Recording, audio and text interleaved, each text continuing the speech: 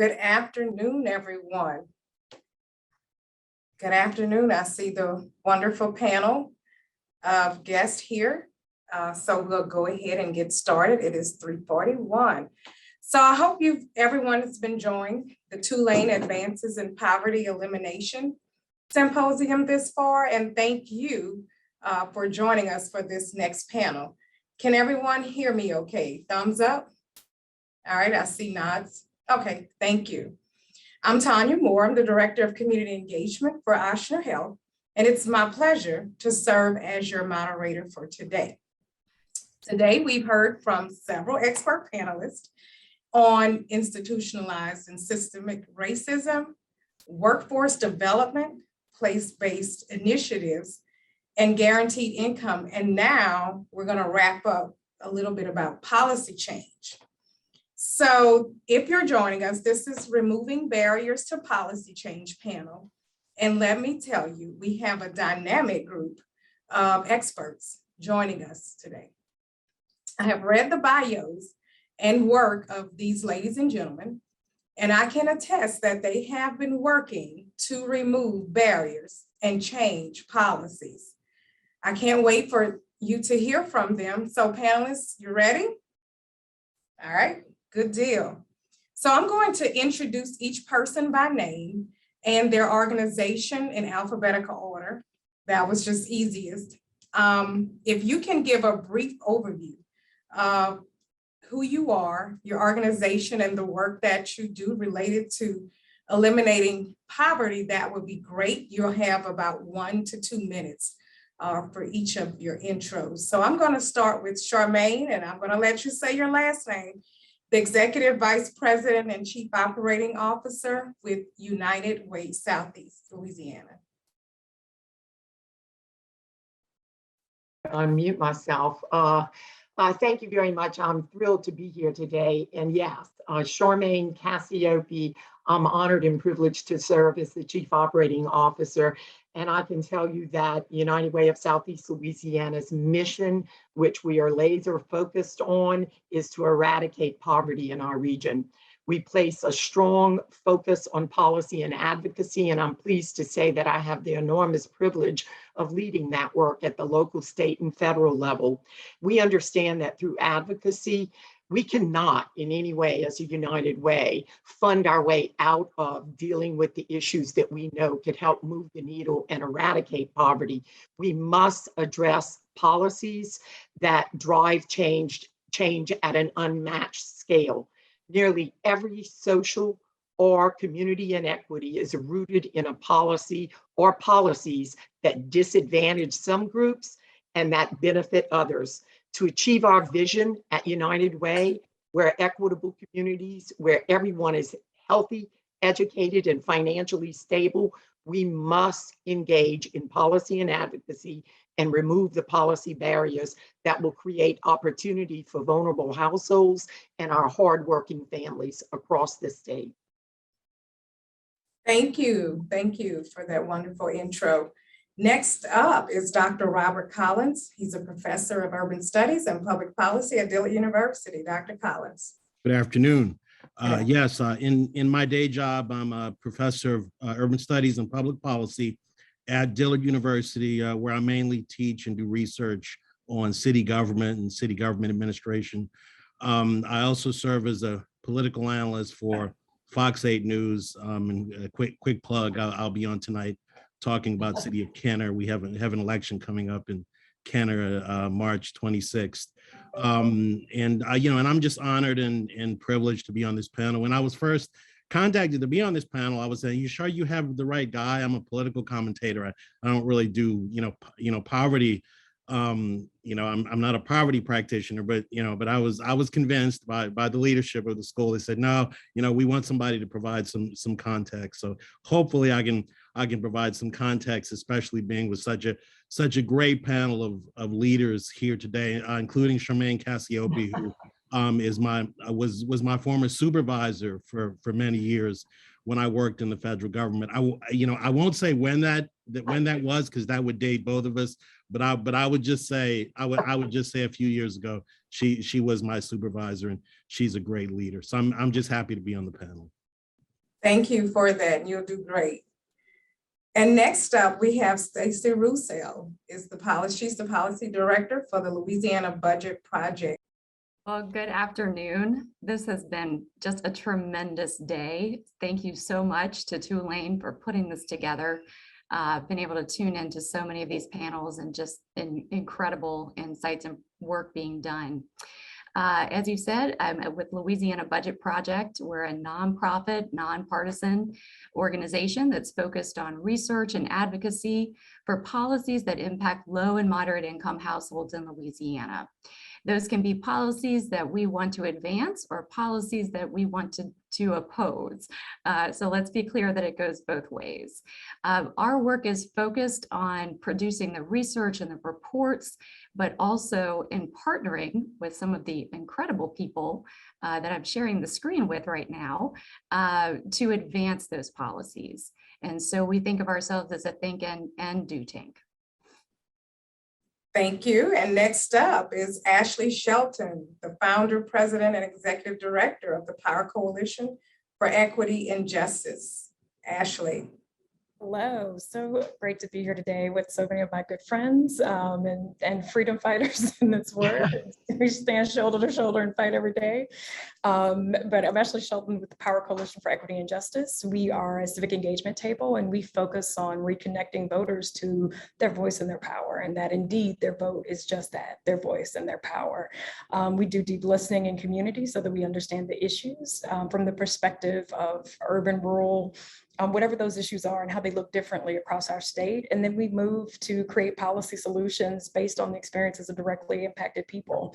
And part of what's really critical to this is that we also move, we did over 3.6 million contacts last year, both for, get out the vote, vaccine work, and other things that were happening in our community, but we stayed in touch and made sure that our community knew what was going on, whether it was Hurricane Ida response or an election was happening, or actually working with the Secretary of State and the governor's office to move the election because of Hurricane Ida.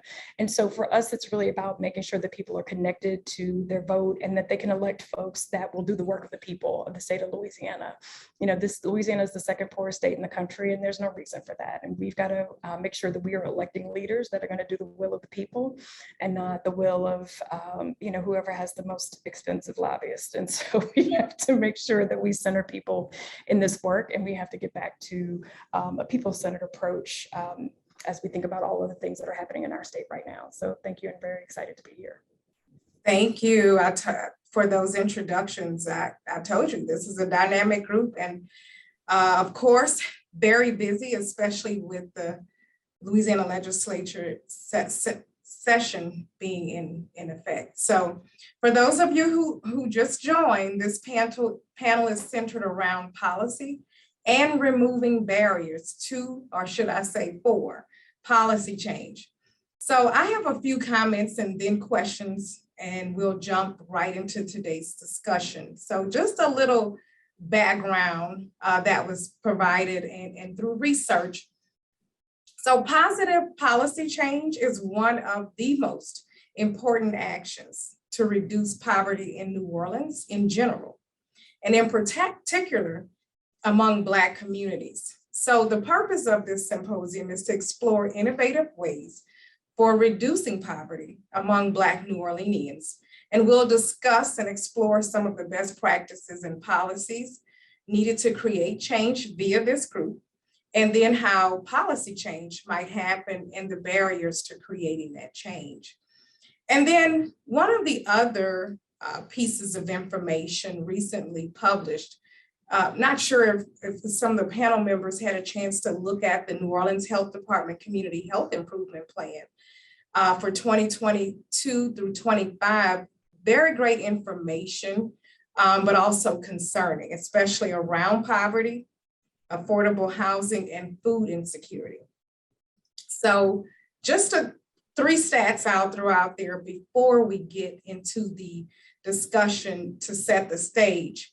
1 in 4 New Orleanians are without reliable access to sufficient or affordable nutritious food. And I didn't realize that we were ranked second among US cities for highest rates of food insecurity. That's a huge issue. And then number two, over half of the housing market in New Orleans are renters. And then those households are cost burdened. And then this stat really is kind of disappointing, makes your heart hurt a little bit. Nearly 1 of every 4 New Orleans residents live in poverty, and children 1 of every 3. And Black households are impacted the most.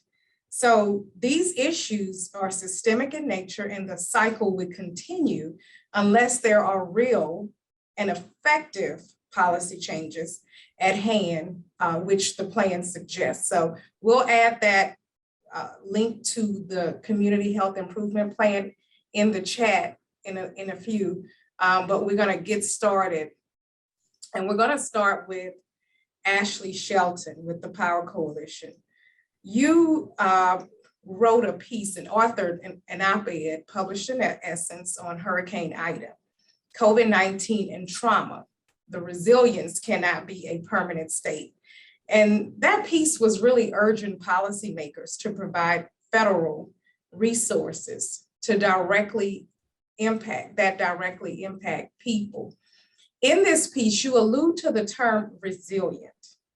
And so I want to remind, and there's a quote that you put in here, and I'll read it before your comment. It says, I want to remind people that yes, Louisiana is full of beautiful, resourceful people, but folks cannot continue to expect us to be resilient. Resilience is a short-term condition where one stretches themselves until problems can be resolved. Ms. Shelton talked to us about the state of poverty before the pandemic, mixed with a little hurricane in there. Well, I think it's a lot of pandemic and ongoing, disaster, just reality for our state. And I think when you think about poverty, so even before the pandemic, we had several storms. We know some communities have yet to even recover from the storms that hit before Ida, but also too, just the economic impact on New Orleans alone in terms of the impact of the pandemic specifically. And so when you look at the numbers of who lost the most jobs, we know that women disproportionately lost the most jobs. And we know that they were women of color, predominantly Black, that were unemployed when we were at the height of the pandemic. And then I think in the conversations, folks are like, oh, there's so many jobs, but there's a reality that some jobs didn't come back, right? And that even as the ecosystem is working itself out, folks are really challenged by childcare, food insecurity, housing insecurity, and all of the things. I mean, I think that there was a point during the pandemic where I was getting an email every other day about the moratorium on evictions and like the extreme pressure all of us felt to try to figure out policy solutions, to work with our elected leaders to address that.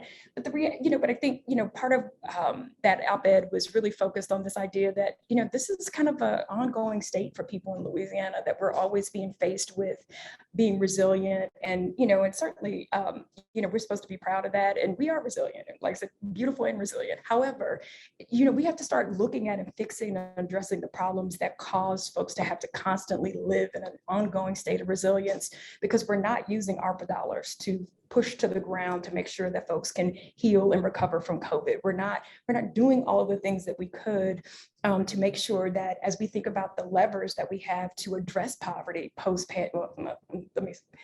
the most recent surge in this pandemic, how are we using those dollars to make sure that we're making people whole, and we're not just filling holes in budgets, but that we're actually focusing on and centering people, in that process. And I think that when we look at this, I mean, anything from moving the election, because people would not have been able to effectively, participate. Most of the polling locations would not have had electricity still if we would have left the election at that time, or people just wouldn't have been able to recover quickly enough to engage fully when we had 5 constitutional amendments on that ballot. And so for us, it's just like thinking about all the things, moving money to the ground quickly so that people can buy ice and food and, and reach cooling stations, working with FEMA to be more thoughtful and transparent in how people can access funds. And so, when we think about resilient, it's like there is a playbook to disaster. And we know it well in Louisiana. And there are those of us that, I tease, it's like I have a special set of skills. It's like once you do disaster recovery, they never let you stop doing disaster recovery. And I'm proud to always stand with the people of the state. And they are beautiful in the ways that we give and take care of each other. Always touch my heart and move me. And also remind me why I do this work every day, because we are such a beautiful people, but our government at every level has to do more to protect our people and to prioritize what it actually means to recover, so that folks aren't recovering in little bitty stages or little bits and pieces, which then it just exacerbates all of the underlying issues of poverty and the intersections of those issues. If you're housing insecure, then you're food insecure. If you are if you're living in poverty, we know that you are in a higher, there's a higher chance that you're going to be criminalized. There are all of these cycles of poverty and criminalization that we try to break by changing the laws, by, doing a lot of policy and advocacy work, but also to electing folks that, we see with the recent DA's race, as well as the race for the sheriff, that, folks are ready for a change. They want a shift in how we've been thinking about how to make our communities better, throughout the state, but specifically in New Orleans. Thank you for that. And this next question goes to Charmaine with United Way, Southeast Louisiana. Your organization produced a report entitled Alice in Louisiana, Financial Hardship Study in 2020, and it was released during a global dual health and economic crisis. Talk to us about the Alice study and how the pandemic further exposed issues of poverty and what your organization is doing to help tackle these issues. And then also tell us, what is ALICE, the acronym? Well, the acronym for ALICE stands for Asset Limited, Income Constrained, and Employed. And I am thrilled that United Ways across Louisiana have published this report, because I think it's fair to say that we all needed a foundation. We needed to better understand the struggles of hardworking families who are often not at the poverty level, but one paycheck away from being at that poverty level. The unfortunate thing for us is that research that we have now shared through our publication, Alice, statewide, we learned that over half of Louisianians or Alice, they qualify as Alice. That means that they are predominantly working at jobs that do not pay a living wage. They cannot afford their household survival budget. What Ashley was just saying is, when you take into the necessities that you need, housing, gas, when you take into the fact that if you are for example, a single mother with children, and you're trying to access affordable early care and education, so you might even be able to show up to work. Look, Alice, prior to the pandemic and the hurricane, was struggling. 51% of our population was struggling. But with these crises on top of that, imagine these individuals didn't have a safety net of financial resources in a savings account that could help them. They live paycheck to paycheck. Many of them are working 3 jobs. And so at our United Way, we wanted to better understand that and tie it through an integrated opportunity to say, we need to make our elected officials realize that it's very difficult to survive on a minimum wage that doesn't pay a living wage. It is very difficult in a pandemic for an Alice family to be able to access the care that they need when they're not entitled to paid family leave. It is incredibly challenging for individuals who are Alice to find the resources necessary to get transportation if they've lost a job. During this pandemic, our Alice families faced the strongest disruptions in employment. They either had to reduce their hours, or many of them had to quit their jobs because of the disruptions in school or with early care and education. They faced unprecedented food insecurity. They faced barriers at work. If they were full-time, they were now being reduced to part-time. And as I said, none of them had a rainy day fund. The challenges for our Alice family were just insurmountable. And I could tell you, thank God for the work that we are doing at United Way of Southeast Louisiana through our prosperity centers, because we are providing free tax assistance, because we are doing a matched savings account. For many of these individuals that are working hard, they were able to find themselves able to survive through the help of the not-for-profit sector that was there to assist them. I can tell you throughout this pandemic, throughout the hurricane, we have done countless pop-ups where we were able to actually launch for them the necessity for the food to meet the need for food insecurity. But even more importantly, we were able to be there to give them, like our hospitality workers. I mean, look, we love these hospitality workers. They're our frontline workers. They are there keeping our economy going. But believe you me, during this pandemic, they were in a state of crisis. Thank God for United Way, we launched the Hospitality Cares Initiative, which gave these individuals immediately available to them up to $500 so they could meet an immediate emergency or go to the grocery store. You know, it's those kind of programs and services that people need to understand. These hardworking individuals need that security, but they need policies to be enacted that there will be another pandemic. There will be another, emergency like a hurricane or a weather event. These individuals need policies enacted that can protect them for the future so that we're not facing the same challenges that these hardworking families faced during this pandemic and following the hurricanes. Thank you for that and painting that picture as we are going to each person to hear about the work that they do and what's taking place. When we get into the policy section, we'll hear more about what's being done on those issues. Absolutely. Thank you. Dr. Collins, with Dillard University, you wrote a paper regarding the challenges that Black mayors in New Orleans have faced in fighting against racial and systemic inequities. In the paper, you stated that without structural changes to urban governance and revenue streams, urban areas like New Orleans will continue to suffer with poor schools, infrastructure, and other services needed to support residents' upward mobility. Can you provide further context to this conversation and why policy change, I guess it doesn't come that easy when we talk about these social issues? Sure. So, a lot of my research deals with the Hollow Prize thesis, and the Hollow Prize thesis basically sort of posits that, at a time when Black mayors and Black city council members and Black politicians in general were taking over cities, it was at a time when those officers were losing their power to affect social change. And the reason is those offices simply didn't have the same resources that they did under previous administrations. And the reasons for that are structural in nature, and they predate Katrina, and they've actually been going on for several decades. And basically there are two tracks that happened. The first track deals with the fundamental changes in the global economy as the economy shifted from a manufacturing economy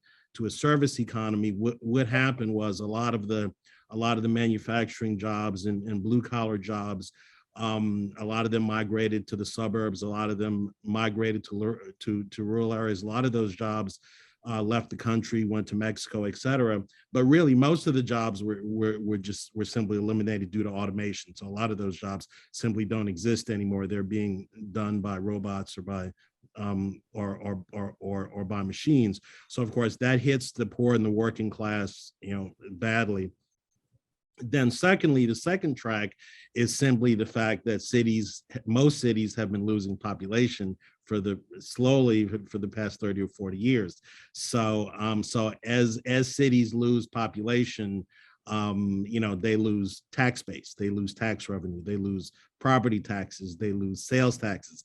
And cities, especially dense cities that are designed to be the economic engine of the region, are very expensive to run. The city of New Orleans at its height had about 650,000 people. So its infrastructure is built for 650,000 people. So right now we have less than 400,000 people that are basically trying to maintain the infrastructure, physical infrastructure of 650,000 people. The math doesn't work. The math just doesn't add up. So it's a resource issue. And you can't say, and people say, oh, we'll just raise property taxes. What, on the poor? I mean, it's a strain as it is.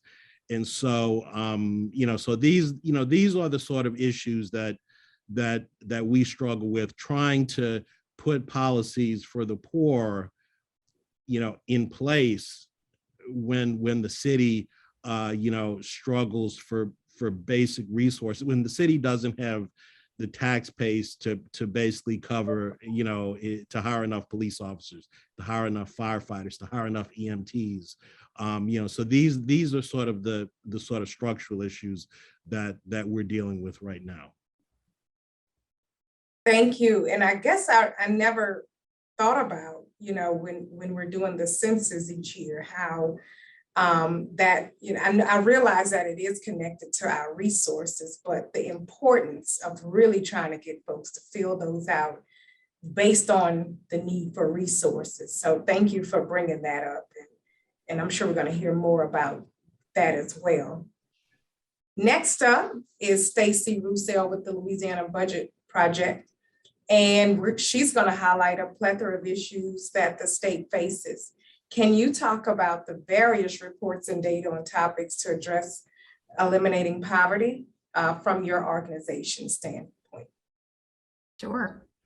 Well, there's been a lot of phenomenal pieces already touched on and talked about by the panelists. At Louisiana Budget Project, we're really centered on making sure that we have enough revenue at the state level so that we're not continually fighting over the pie and making those slices smaller and smaller. We understand you have to grow the pie if you're going to adequately fund services. And so we partnered, partly with folks on this call and people across the state to put forth a vision for what that would be. And that's called Invest in Louisiana. And in that work, we identified 4 buckets: investing in communities, investing in children and families, investing in workers, and investing in equity. And we call out equity because it's so critical when it comes to doing the policy analysis, creating the strategies. You don't want to ignore race. And so, or else you're just going to keep repeating the system that you have. So a lot of our policies and reports, the research that we produce is along those pillars in those buckets. But I'm going to back up and start with a topic that may not seem very exciting on the surface, but I tend to think it is really interesting, and that's taxes.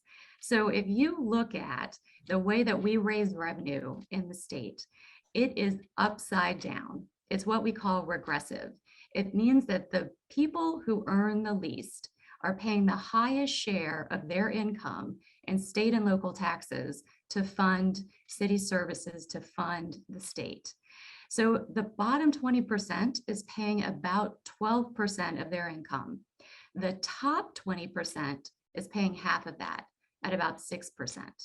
So that is upside down, and that is systemic, and that is structural. And one of the key drivers to that is sales tax. So if you look at the way that sales tax is handled or burden that it puts on different populations by race, then we see that the share of our income that's being paid in sales tax is not only regressive, but Black folks are paying 30% more of their income in sales tax than white folks in the state. Now, if you rewind back to 1932, you start to see the first sales tax get introduced. It was introduced in Mississippi, and it was promoted by the governor as a way to shift the burden from white property owners to Black people in the state. knowing that that shift would be popular with the voters at the time. And this links back to the work that's being done by some of our partners to bring that power, that vote, back to change policy. So when we look at the state of Louisiana, we really want to look at this equation of, do we have a tax system that is fair? We don't right now. Is it adequate? It's not. We talked about early care and education not being sufficiently available for low-income households. We've done some good things in Louisiana. We've done Medicaid expansion. We drove down our uninsured rate, especially for low-income Louisianans, because we had a policy that was put into place and it's worked. And it's working now through the public health emergency, because it's been a place where during a public health emergency, you lose your job, you have a drop in income, you can still go to the doctor. So there are things that we've done that are really good. And during the pandemic, we had a really rare opportunity to test some policies. And one of those policies was the child tax credit. And we know, because the National Academies of Sciences produced a report called A Roadmap to Reducing Child Poverty. How do you cut child poverty in half? You can use this very simple tool called the child tax credit. So during the pandemic, we had an opportunity to see how that worked on the federal level. We implemented that. I don't know if some of the people who were watching had a check show up, a deposit show up in their bank account once a month on the 15th, that helped to cover the costs, the expenses, to help just make ends meet. And it did the job. It reduced poverty. So we have some interesting statistics from the pandemic that for the first time in the history of the supplemental poverty measure, which takes into account these types of payments, we saw that that measure went down. Poverty went down because we did what was necessary. And, you know, we didn't learn the lesson because we let that child tax credit expire. But at the state level, there's a lot that we can do. We can do a state tax credit, child tax credit. We can do things to fix the revenue side. But we also need to do a lot of things to fix the other side, right? We need to adequately fund early care and education. We need to set a minimum wage in the state. We need to allow localities like New Orleans to require paid family leave, paid sick days. We can do all of that at the state level as well. So we do have a lot of reports, a lot of research that highlights the data behind all of those policies, and hopefully informs people as to what those specific policies are that can make a difference.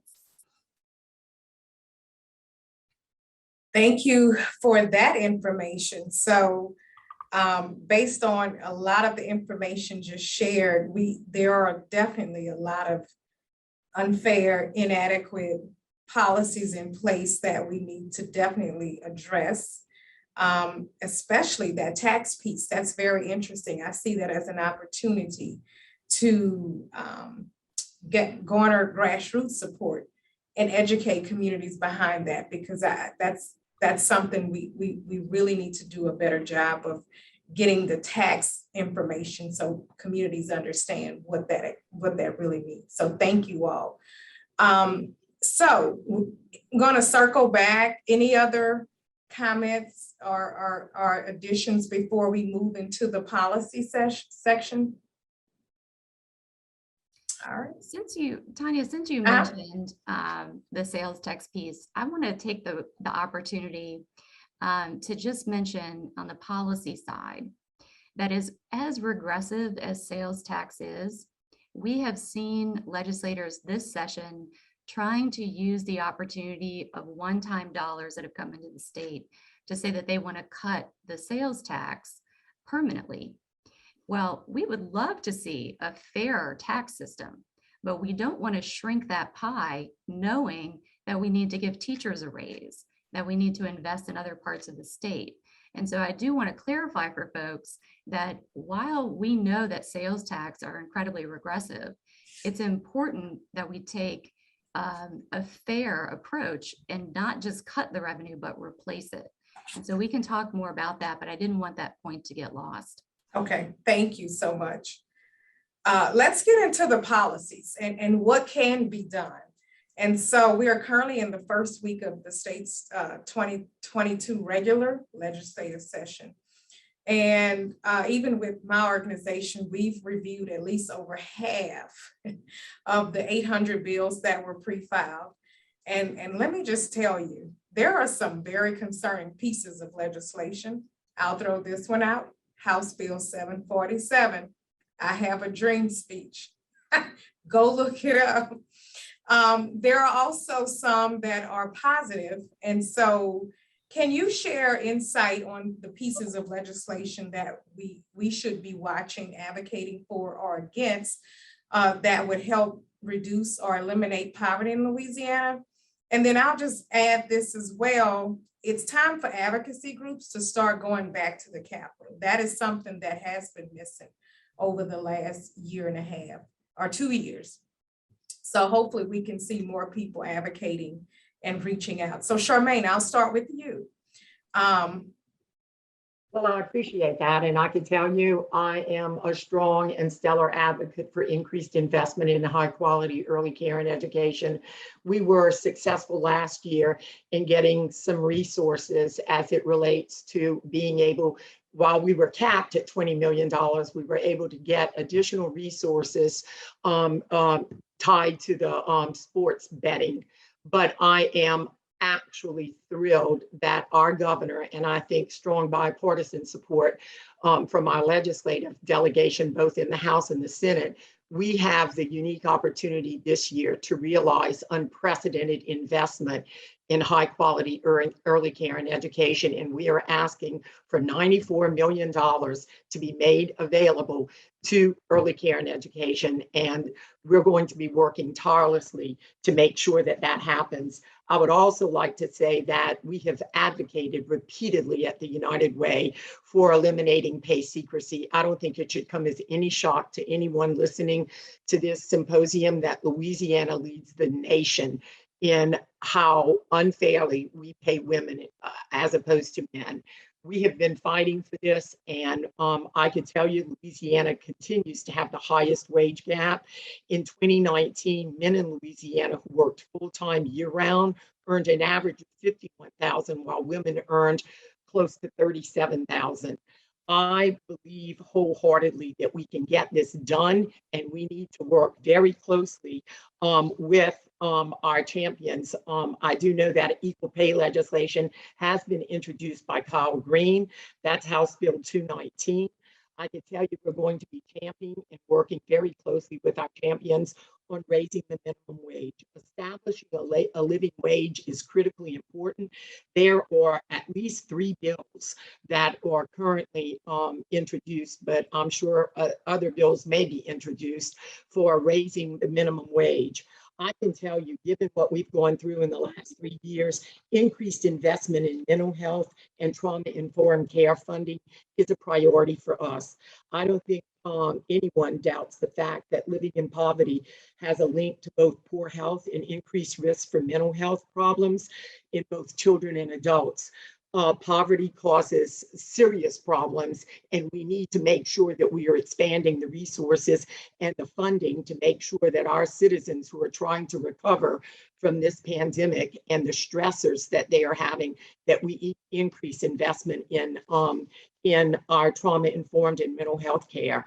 We're also going to be advocating and working very closely with our legislative champions on paid family and medical leave, because we do believe that this is critically important.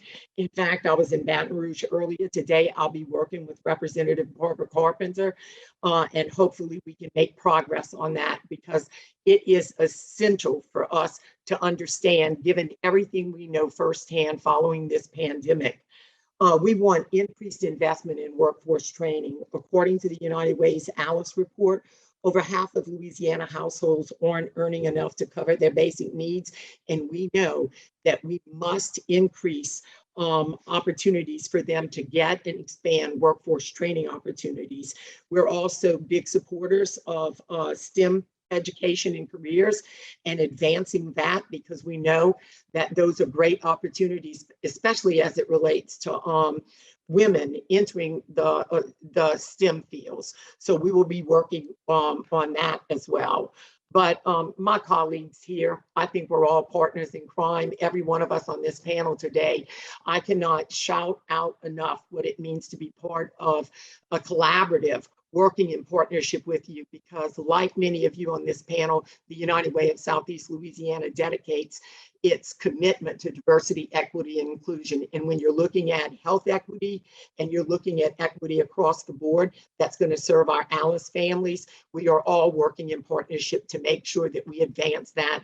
But I applaud the work that's been done by the Louisiana Budget Project. And I would be remiss in not acknowledging the fact that we have a unique opportunity, given that there will be one-time federal funds made available to us, that we have the opportunity to make strategic investments in a recovery agenda that will allow us, those of us who, like with United Way, are working with these prosperity centers. We would like to see the state invest in taking the model that is working so successfully in Orleans and in St. Tammany, and let's expand that statewide. We know what giving financial literacy and helping to incentivize individuals who can earn it, keep it, save it, so that they can buy an asset. You really want to, close that gap for finances. Let people acquire and have the tools necessary. Let's eliminate the barriers like predatory lending that we've been fighting to cap, because they end up in a cycle of not ever being able to pay off those loans. So we have a lot on the agenda, and I would be remiss in not acknowledging the tremendous work that we have done at United Way on domestic violence and sexual assault. I think it's only fair that anyone listening to this needs to pick up the paper to understand that we have a crisis in the domestic violence realm. So we will be fighting for additional resources to house safely families that are falling victim to domestic violence. And we will be advancing a very aggressive agenda to continue the good work that we have done. We to date have changed almost 150 statutes in law, and this is literally saving lives. We cannot turn the clock back, and we cannot step back. It's a crisis that we must confront in this legislative session. Thank you. And if you can add some of those pieces of legislation in the chat, that would be great. I did hear House Bill 219 with green. Yeah. Thank you for that. I'm going to move to Stacey with the Louisiana Budget Project, bills to watch, advocate for or against. I will try to be brief. There's a lot out there. Yes. I'm going to try to stay focused on the areas that I talked about with Invest in Louisiana, but I will say that there are a lot of really concerning bills as well that people are going to want to look at. When it comes to investing in workers, I'll try to just hit a few high points. I feel like each year we show up at the table with some of our friends and we talk about why the state needs a minimum wage. We talk about how it's going to impact families and workers and how many people are going to benefit. And it gets voted down every year. And so I'm going to put another pitch in. There are 4 bills for a state minimum wage. And one of those is for the tipped wage. So currently you're making $2 and some change. If you're a tipped wage employee, this would bounce it up to about $4 and some change. So definitely want to support those minimum wage bills. Of course, we've got equal pay, as Charmaine talked about, the value, the importance of that. We have paid sick leave, of course, by Senator Barrow. This would give sick days to folks, guaranteed. Make sure if you get sick, you need to take your kids to the doctor. You can accrue a very minimum basic amount of sick days. Also payday lending cap. We heard in the guaranteed income panel before this about mothers being trapped in a cycle of payday lending. We know that is a feature, not a bug. of these payday lenders that they rely on return customers, and they trap people in those in loans that are incredibly high interest. We're looking at a state cap for 36%. You know, each year that we've looked at this, there's a lot of resistance by the industry, and we're going to just keep fighting on that so people can have an option that doesn't drain their wealth and their income when they need to have a little bit of financing. Then we also are looking at the safety net. That's one of the key areas that Louisiana Budget Project is going to monitor and report on.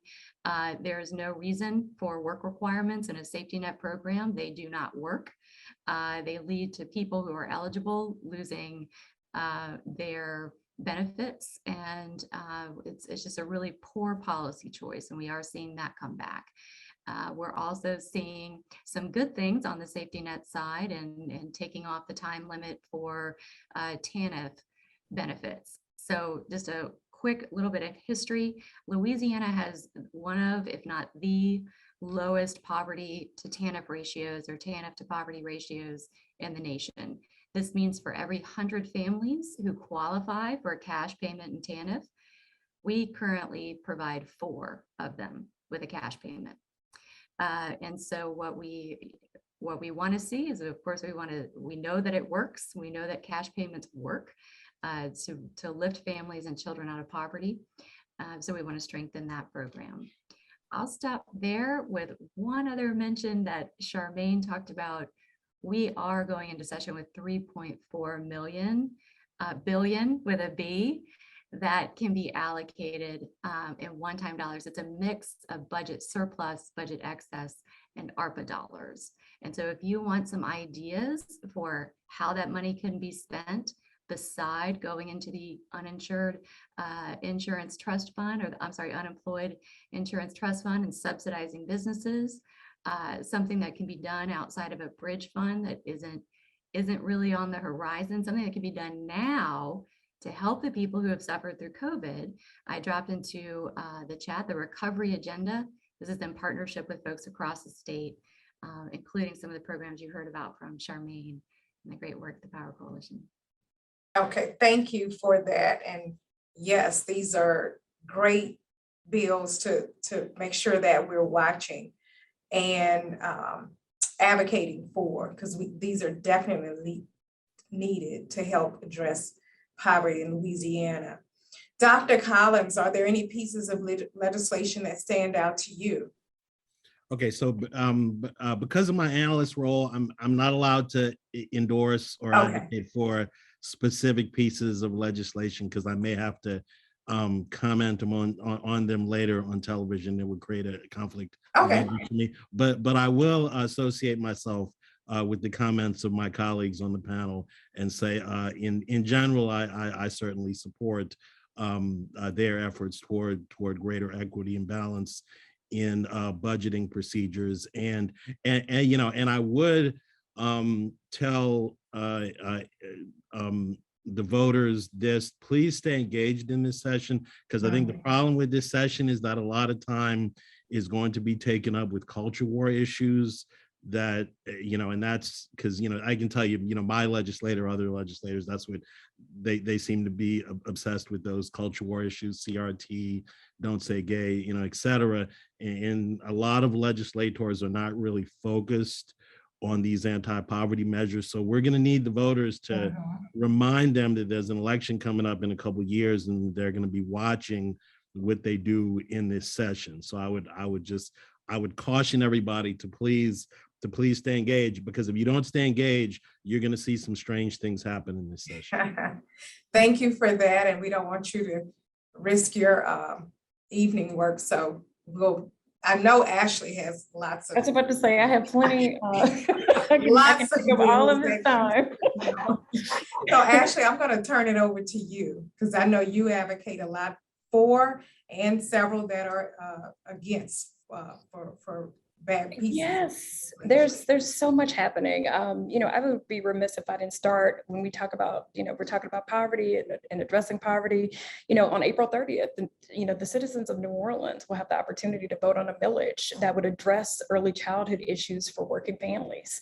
And we know that working families trying to access early child care, we know that 57% of those families are ALICE families. And so I would be remiss if, folks, please take some time, read your ballot, understand what this would mean for the city of New Orleans and its working families.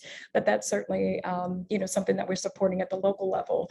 In addition to that, we are working with the Budget Project and many of our friends here on raising the minimum wage, HB 311, paid sick leave, as Stacey mentioned, also HB 443. We were looking at, it's been many years, but they actually have found a way to try to address fines and fees, which we know disproportionately impact Black families. And so this would finally create some opportunities to take pressure off of families for inability to pay fines and fees. And then, Power Coalition does a lot of voting rights and advocacy work. And, to Robert's point, in order for us to, to make inroads into, and our state legislature will be up for re-election in 2023, every single office. And so they've got a year to show us what they're willing to do. They just did that very, very much so with this redistricting special session that just ended. And so as we look at this, this session, we want to expand early voting sites and as well as absentee voting, because we know for example, in Jefferson Parish, we had folks standing in line for hours and hours and in many places across the state. And so how are we expanding people's access to the ballot?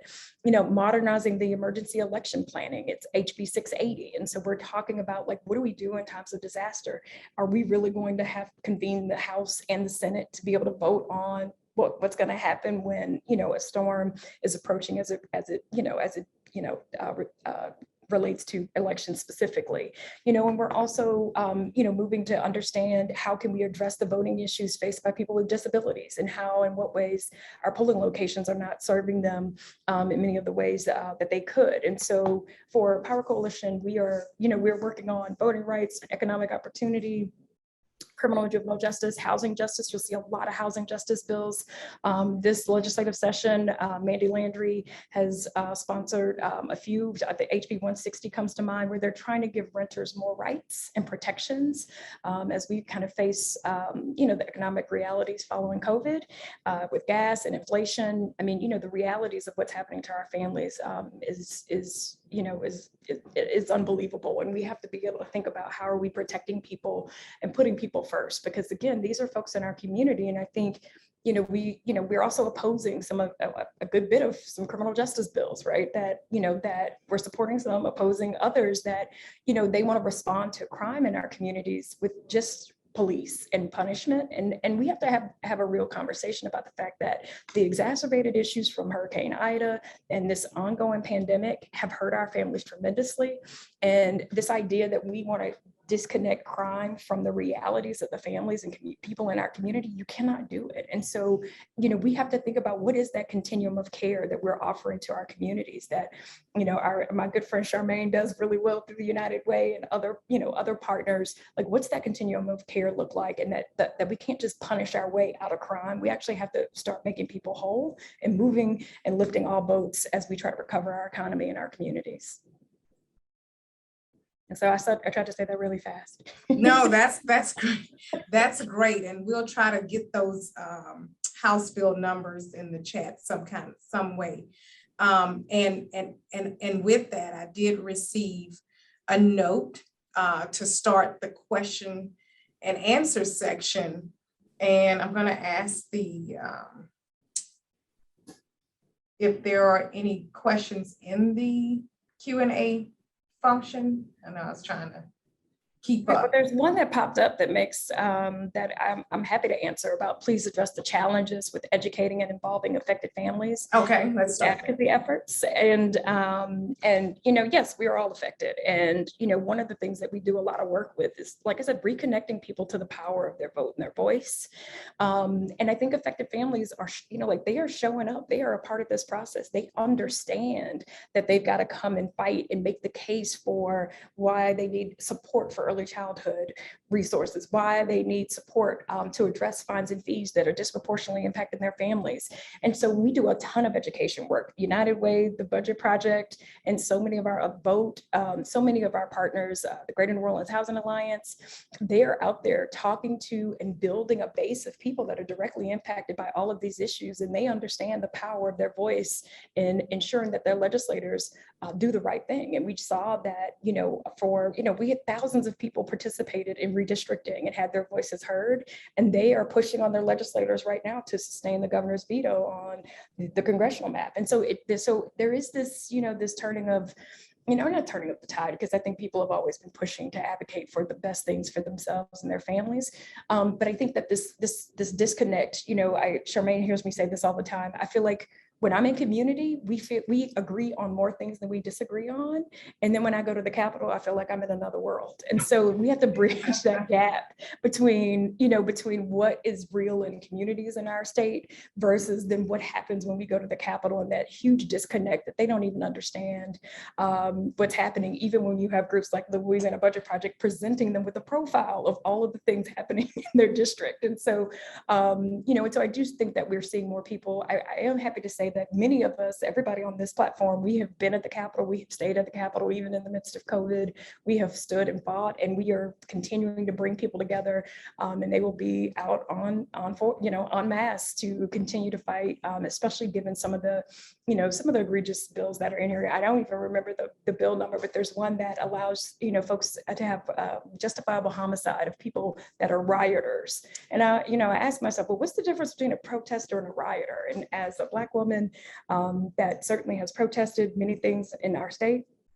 as well as in my own local community, the idea that my life could be in danger because somebody, we don't have a real definition of what a rioter is, and maybe it may just be skin color. And so it's those kinds of things that we have to, they're all on this ballot. They're all up for discussion at this legislature this year. And you have to make sure that that you get involved. And one way that we do that, we have a tracker. I know Vote has a tracker, powercoalition.org. We have compiled the bills of all the groups that are here on this platform with us today, as well as others. And we clearly denote what the bill does and whether we oppose, support, or are agnostic. But for the most part, we want to make sure that people have access to as much information as possible. And you connecting with your elected leaders is going to be critical in this. And we have lots of ways for you to do, patch through calls, emails, all of those kinds of things. But I think what we're going to have to start doing in this let me stop saying post-pandemic, in this this last surge of the pandemic, is that we have to start talking to and actually meeting with our elected officials, because I think that the disconnect has grown, unfortunately, on how and what ways this has really impacted communities throughout our state.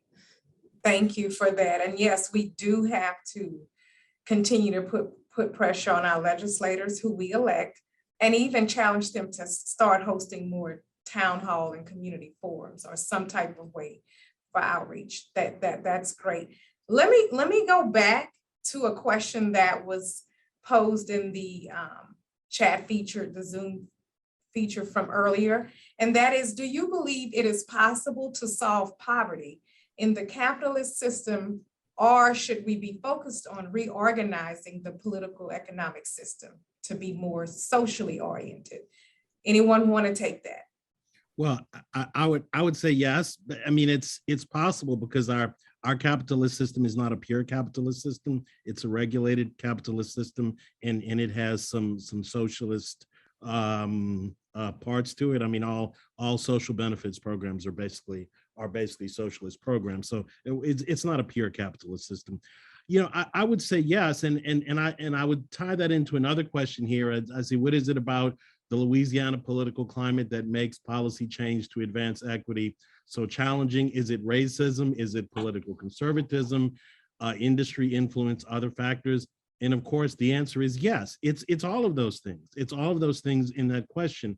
You know, equity issues are not partisan issues. They're bipartisan issues or they're nonpartisan issues. But the problem is in our state and really in our society, in the South in general, but in our society, they're broken down as partisan issues. So if you're an equity person, you're seen as on the left, you know, and, you know, a non-equity person, you're seen on the right. Equity person, you're seen as urban or suburban. If you're a non-equity person, you're seen as rural. And of course, that's both silly and that's dangerous. I mean, as I travel around in the state, and half my relatives live in rural parts of the state, in the rural conservative parts of the state, the needs are as far as poverty alleviation are just as severe, if not more severe, than in the urban areas, because they don't have the social service agencies that we have in the cities.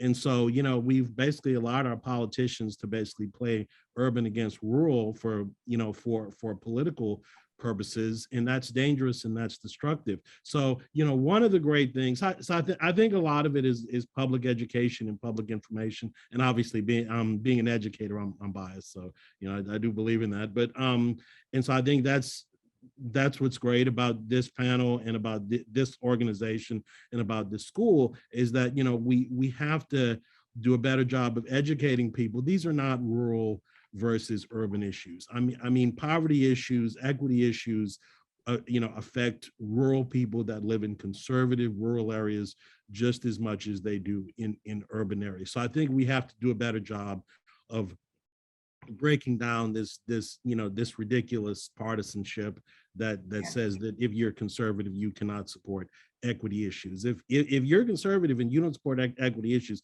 you're leaving a lot of the folks in your district out in the cold, and that's not ethical. Thank you for that. Here's another, it's a comment and a question. It says, I'm concerned that a focus on poverty is what creates poverty. Have you looked at other models that have been successful in reducing equity that you can tell us about? What's, I guess, an ideal situation for reducing the inequity, not just building resilience or tiding people over? Anyone want to take that? Well, I could tell you for United Way, I don't apologize. You know, we didn't come up with the mission being eradication of poverty. We heard from our community that poverty was the single biggest issue, that they felt like if we did not tackle that, we were doing ourselves a grave disservice. And that really was going out and listening and helping people to understand, you know, part of the advocacy is being able to advocate for what's in your best interest and making them understand how the policies we're fighting for will actually not only help move the needle, but will allow them to ascend to a life of prosperity and a life of security. And so I have to tell you that I do believe, even though I was appointed to the Child Poverty Prevention Council by Kathleen Blanco, and we were supposed to end poverty in 10 years, the reality is you have got to continue to work. And it's not something that's going to happen overnight. But, you know, we heard Stacey Rousseau tell us, we know what can lift children out of poverty. We have to be willing to do that. We have to engage with our federal officials and say, maybe it's not a bad idea to build back better. Those instances that we know are proven solutions, and we've got to arm ourselves with the facts. And we've got to show up, but we've got to understand how those policies impact us and make sure that we're developing those great relationships with our elected leaders so that they too have the good information. But I would also say there's got to be consequences. If in fact you do not vote what is in the majority best interest, well, why are you getting reelected? I mean, individuals need to engage, and we need to be forthright in our opinions to elect individuals that will share our value system and vote to want to eliminate poverty. Look, when we eliminate poverty and people make a living wage and they're acquiring assets, nobody can convince me the resource, I mean, all the research is telling us it's overwhelming what that means to the economic well-being of Louisiana. When families are successful, we are all successful. That's correct. That's correct. And Charmaine, just one quick addition to that, I think too, is that like what we also know is that there are all of these examples, like the childhood tax credit that everyone got that had children across this country. It is a perfect example of what happens when you use the tools in your toolbox to lift all boats, right? And that there was no stigma, there was no issue. It is just simply the reality of where we were as a country and what was going to be necessary to, for me, it was, for them, our federal government thinking of ways to address some of the food insecurity and the housing insecurity that was coming in the wake of, the multiple, pieces of this pandemic and how it's, kind of rolled out into our communities. And so I think that there are lots of examples of how we make it work, right? If we get out of our own ways and actually prioritize people and not try to make this about, oh, it's just poor people, it's their fault. All the narratives that allow folks to make really bad decisions instead of making our communities better. And so I think, there's some international models, but I think, Charmaine kind of nailed it on the head. And I also put an answer in the chat, which is that we got to force the system that we currently have to work. We got to do that work. We got to show up, we got to fight, because I want to be clear that, part of the fight is to exhaust those of us that are doing this work, to make us tired and worn out so that we feel like it's hopeless and there's no way for us to achieve change. There is absolutely a way to achieve change. And when you're right before you're the most tired is exactly when change is about to happen. So, Right.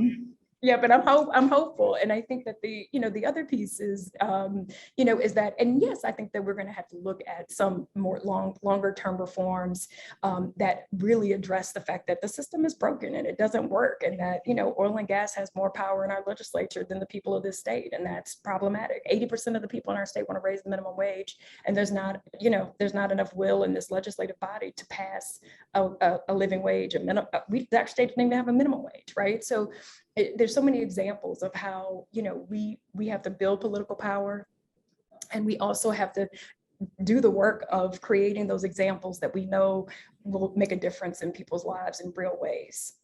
I think it will be helpful, and that's a great segue, and I'm sure Stacey and others can answer. Speaking of, because we've heard minimum wage throughout the conference today come up a lot, and living wage, and someone talk about the preemption laws that are in place to keep local jurisdictions from actually enacting those increases themselves. I think we need to talk about what's hindering some of the processes. And I know one of the tobacco companies, they're like they coined the phrase preemption. So from my previous work. I know we're short on time, but I could listen to Ashley and Charmaine talk all day. So I dropped in the chat, and hopefully the folks who are attending can see some of the resources that we dropped in. But recognizing we've just got a couple of minutes, one of our national partners has done some great work on documenting the preemption. So just a quick high point, this really started 1997. Louisiana at the state level said minimum wage is off the table. Localities are not allowed to set a minimum wage. Then we went on to project labor agreements. Then we went on to prevailing wage. And then we went on to paid leave in 2012. And so that means that if the local government wants to say, you know what, if you want to do business in our town, you need to provide a floor level of pay and benefit. They're not allowed to do it. The state can come in and stop it. And so if you want to know more information about that, I put that. Thank you for the shout out on the district fact sheets.